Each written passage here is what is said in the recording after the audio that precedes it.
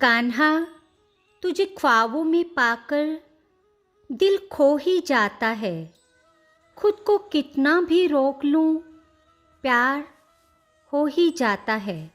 एक समय की बात है जब राधा जी को ये पता चला कि कृष्ण पूरे गोकुल में माखन चोर कहलाता है तो उन्हें बहुत बुरा लगा। उन्होंने कृष्ण जी को चोरी छोड़ देने का बहुत आग्रह किया, पर जब कृष्ण अपनी माँ की ही नहीं सुनते तो अपनी प्रियतमा की कहाँ से सुनेंगे। उन्होंने माखन चोरी की अपनी लीला को जारी रखा। एक दिन राधा कृष्ण को सबक सिखाने के लिए उनसे रूठ गई। अनेक दिन बीत गए पर वो कृष्ण से मिलने नहीं आई। जब कृष्ण उन्हें मनाने गए तो वहाँ भी उन्होंने बात करने से इनकार कर दिया। तो अपनी राधा को मनाने के लिए इस लीलाधर को एक लीला सूझी।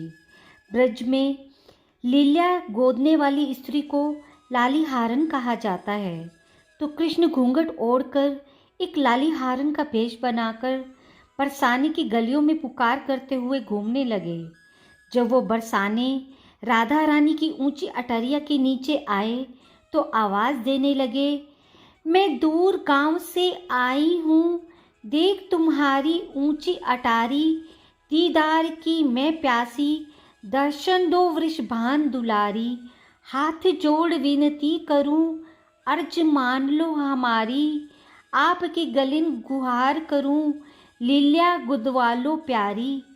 जब राधा जी ने ये आवाज़ सुनी तो तुरंत विशाखा सखी को भेजा और उस लालीहारन को बुलाने के लिए कहा।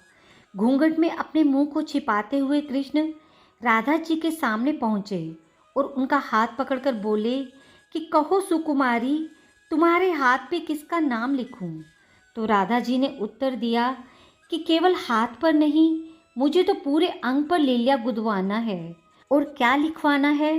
किशोरी जी बता रही हैं, माथे पे मनमोहन लिखो, पलकों पे पीतांबर धारी, नासिका पे नटवर लिख दो, कपोलों पे कृष्ण मुरारी, अधरों पे अच्युत लिख दो, गर्दन पे गोवर्धन धारी, कानों में केशव लिख दो, भ्रिकुटी पे चार भुजाधारी, गुदाओं पर ग्वाल लिख दो, नाभि पे नाग नथैया, बाहों पे लिख दो बनवारी, हथेली पे दाऊद जी के भैया, नखों पे नारायण लिख दो, पैरों पे जगपालनहारी, चरणों में चितचोर लिख दो, मन में मोर मुकुटधारी, नैनों में तू गोद रे, नंद नंदन की सूरत प्यारी, रोम रोम पे लिख दे मेरे, रसिया रास बिहारी।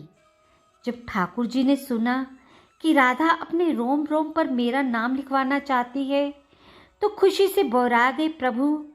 उन्हें अपनी सुध न रही। वो भूल गए कि वो एक लालीहारन के वेश में बरसाने के महल में राधा के सामने ही बैठे हैं। वो खड़े होकर जोर जोर से नाचने लगे। उनके इस व्यवहार से किशोरी जी को बड़ा आश्चर्य हुआ कि इस लालीहारन को क्या हो गया। तो तभी उनका घूंघट गिर गया और ललिता सखी को उनकी सांवरी सूरत का दर्शन हो गया और वो ज़ोर ज़ोर से बोल उठी कि अरे, ये तो कृष्ण ही हैं। अपने प्रेम के इजहार पर राधा जी बहुत लज्जित हो गई और अब अपने कन्हैया को क्षमा करने के अलावा उनके पास कोई और रास्ता न था। कृष्ण भी अपनी राधा को अपने प्रति अपार प्रेम जानकर गदगद और भाव विभोर हो गए। ऐसा था राधा और कृष्ण का प्रेम।